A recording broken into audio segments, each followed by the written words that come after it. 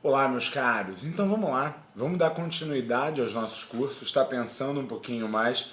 E a ideia era o que a gente poderia estar sinalizando, e muita gente me apontou a necessidade de estar falando um pouquinho mais sobre, às vezes, a antiguidade, sobre a Grécia, sobre a Idade Média, que são temas que eu costumo dominar, que eu costumo falar e que costuma estar presente nas minhas aulas. Então decidi hoje a gente estar conversando um pouquinho sobre a história da educação, dentro da relação do que era a educação no mundo antigo para a transição até a educação à Idade Média. Por que essa ponta, por que esse elemento é importante? Porque tudo aquilo que a gente vai pensar, vai construir dentro de uma ideia de civilização ocidental, normalmente fica muito atrelada, fica muito vislumbrada, somente como sendo uma reação, uma característica do iluminismo. Isso não corresponde a uma realidade. Não é o movimento intelectual do século XVIII que criam as bases da nossa cultura, que criam as bases da nossa reflexão. Muito do que nossa sociedade vive, muito das experiências que ela tem com a educação, são frutos de toda uma tradição que é pensada, construída nesse ideal de mundo europeu, nesse ideal de mundo ocidental, mas que bebem também relações de poder, relações sociais, relações muito fortes com aquilo que a gente chama de cristianismo, com aquilo que a gente vai chamar de humanismo, com aquilo que a gente vai chamar de tradições clássicas, que eu preciso entender o que é. Então eu queria trabalhar um pouco com vocês com essa imagem. Primeiro ponto importante. Grécia e Roma representam todo o nascedouro da cultura ocidental, representam tudo que há importante e que todas as outras sociedades, outros elementos, eles são inferiores? Não, meus caros. Na verdade, é a própria idealização de Grécia e Roma que acaba criando essa mentalidade que tudo se desenvolveu a partir de lá. Eu não posso, por exemplo, entender que cultura ou que todo movimento de cultura emerge pura e unicamente somente de meia dúzia de ilhotas do Mediterrâneo que se difundem num grande e poderoso império. Mark Bloch há muito tempo já fez essa crítica e a gente não pode continuar imaginando que isso seja uma realidade. A grande questão é que o Mediterrâneo, como área de troca, como área de influência, ele trabalhava, ele construía, ele dinamizava várias relações, várias culturas. Essa troca mediterrânea, do que hoje a gente entende como Ásia, África, Europa, acabou criando uma transição, um modelo entre sociedades características palacianas, sociedades com determinadas características de governos muito próprios, estruturas clânicas, para um modelo em que a tradição, a gente vai chamar de modelo políade, muito pautado por conta do mundo grego, mas independente de uma lógica de um modelo políade, é a sensação de que há uma transição entre o que era público, entre o que era privado, e os sentidos de governo eram privados, e passam a ser entendidos como sentidos de governos públicos, conselhos claramente instituídos, colocados, que geram debate para a própria organização e sistematização da sociedade.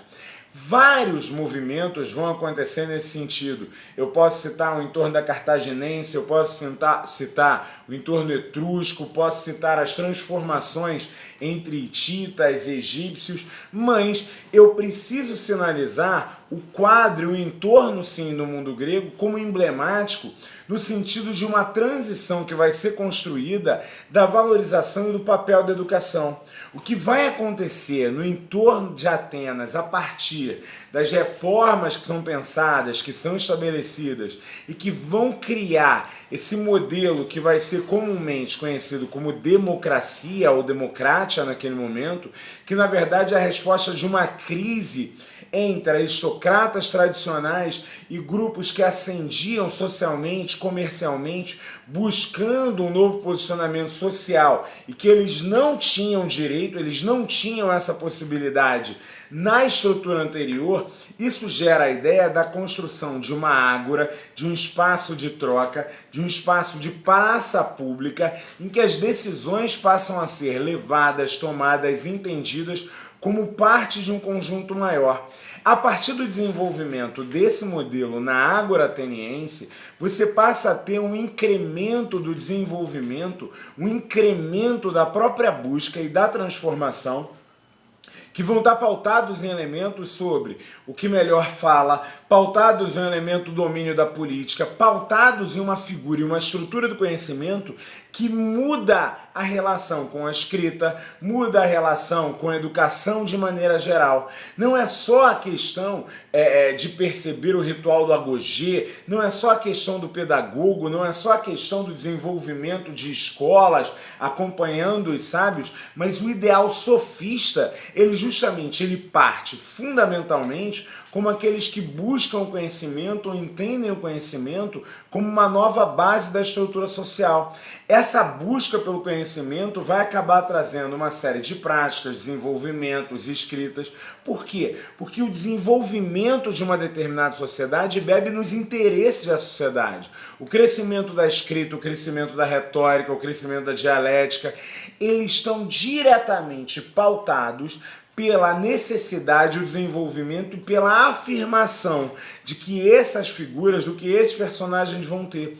Tanto assim que o modelo de crise que a gente vai ver estabelecido, alegorizado pelo Platão, tanto com seu mito da caverna, tanto da maneira como ele expõe a morte de Sócrates, é uma crítica à ideia de uma sociedade em que esse discurso mais amplo, esse discurso da coletividade é valorizado, em detrimento ao discurso desses intelectuais, desse grupo que passa dentro dessa proposição Sócrates-platoniana a ideia de que eles deveriam assumir o comando, que esse discurso público, esse discurso retórico, esse discurso de convencimento é o pai da mentira, é o pai do equívoco, enquanto a prática política, a prática social, ela precisava ser desenvolvida para determinados grupos, para determinados fenômenos. Sócrates, na alegoria, sabe que vai morrer, sabe e que ele vai ser condenado, porque ele sabe o que ele provocou. O famoso só sei que nada sei era uma proposição e uma provocação a toda uma ideia que você tinha daquela sociedade em que brincava que o único homem que poderá governar todos os outros homens será o homem que tiver plena consciência do seu desconhecimento. Então, quando ele cria a proposição só sei que nada sei, é uma provocação, mas é uma provocação que acaba por transformar conjuntos e práticas sociais daquele momento, abrindo o diálogo, ou talvez sendo alegorizado por Platão naquele diálogo para dizer: olha, a formação, a educação, o sentido que passa a ser exercido tem uma busca, tem um papel. E é sobre esse papel que vai continuar, que vai ser trabalhado e que vai ser desenvolvido as bases da educação do mundo grego. Mas eu falo mais sobre isso para poder transitar para o mundo romano e depois a gente chegar na Idade Média. Primeiro vídeo, curso de História da Educação, Antiga e Medieval, indo bem dentro da minha tradição, da minha formação, já está no ar. Grande abraço!